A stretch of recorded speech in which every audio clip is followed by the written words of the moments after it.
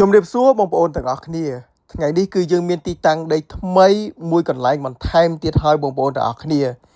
សម្រាប់ដីមួយនេះគឺស្អាតខ្លាំងមែនតើបងប្អូនគឺស្អាតយកតែមែនតើតែម្ដងបាទក្បាលដីគឺវែងល្អ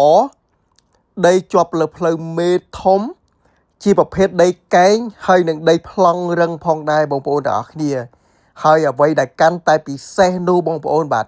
គឺដីនៅក្បែររោងចក្រយកតែមែនតែម្ដងបងប្អូនទាំងអស់គ្នាហើយចុះមកពីផ្លូវកស៊ូមកដីនេះគឺចម្ងាយត្រឹមតែ600ម៉ែត្រតែប៉ុណ្ណោះបងប្អូនបាទហើយក៏នៅមិនឆ្ងាយពីទីក្រុងភ្នំពេញដែរបងប្អូនបើយើងគិតពីស្ពានឱកាសចំចៅតាមផ្លូវជាតិលេខ3មកដីនេះគឺចម្ងាយត្រឹមតែ30គីឡូតិចតួចតែប៉ុណ្ណោះបងប្អូនទាំងអស់គ្នា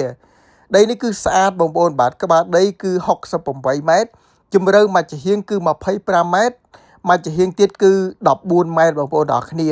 ទំហំដីនៅក្នុងប្លង់គឺជាង 12A បងប្អូនទាំងអស់គ្នាដីគឺទំហំធំស្អាតបាទហើយតម្លៃគឺត្រឹមតែ 16,400 ចរចាតែប៉ុណ្ណោះបងប្អូនទាំងអស់គ្នា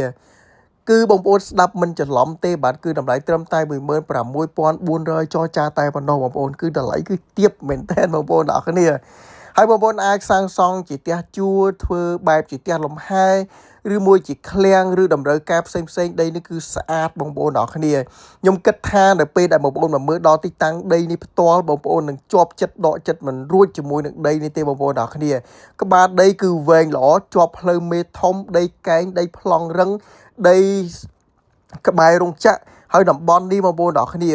គឺសម្បូរទៅដោយរោងចក្ររីកដូចផ្សិតតែម្ដងបងប្អូនទាំងអស់គ្នាបងប្អូនចាប់អារម្មណ៍អាចមកមើលដល់ទីតាំងផ្ទាល់បានមុនគេបងប្អូនទាំងអស់គ្នាអរគុណបាទ